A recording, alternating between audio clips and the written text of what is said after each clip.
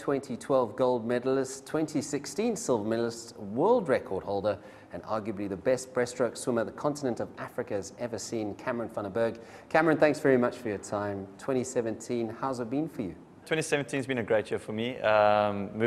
Changed city completely, moved down to Cape Town. I opened a brand new sports marketing sponsorship business called Touch 58 and swam some of my best times I've ever done in my life. So I think just the whole change up, got a new perspective on the love of the sport, and I have a really great new balance, I think, between the training and now work, which is obviously also giving me a lot better insight into sport as well, and the way that the sporting world works.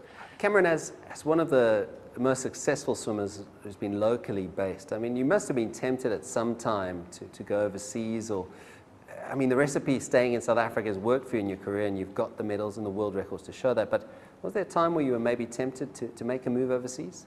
I'm very fortunate enough to have done very well in South Africa. I think in hindsight, there was some pros and some cons. You know, I think that internationally, obviously, the facilities are phenomenal. You know, South Africa, we really are unfortunate on the back foot on that. And now that I'm sort of getting to the tail end of my career, you do look back and I think, you know, hindsight is perfect vision. Maybe I would have changed one or two things, but at the end of the day, I'm very happy with the results and how my career has gone. 2016 Rio Olympics, we didn't see any female swimmers from South Africa. What do you make of it? Is there a lack of talent at the moment, or what's your opinion on this? Unfortunately, we haven't had any women rise, shall we say, to the top occasion in South African swimming for quite a while. I think the last major champion that we had was, of course, Penny Haynes. You know, some sort of big determining factors, I think, around that is that currently there is no money in swimming. The federation doesn't have any sponsors. You know, also from the government side, also with lottery pulling out a lot of the funding, it's very difficult now for them to get exposure internationally. Fair to say that swimming in South Africa is in trouble? I think swimming is in trouble in South Africa, yes, for sure. Unless something drastically can change, and we can find, you know, big sponsor that can come in and save us.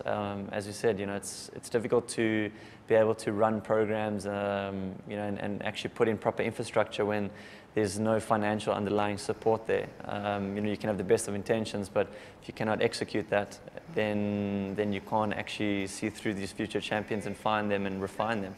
What does 2018 hold for you? It's obviously a big year, Commonwealth Games around the corner. What is in store for Cameron van der Burgh?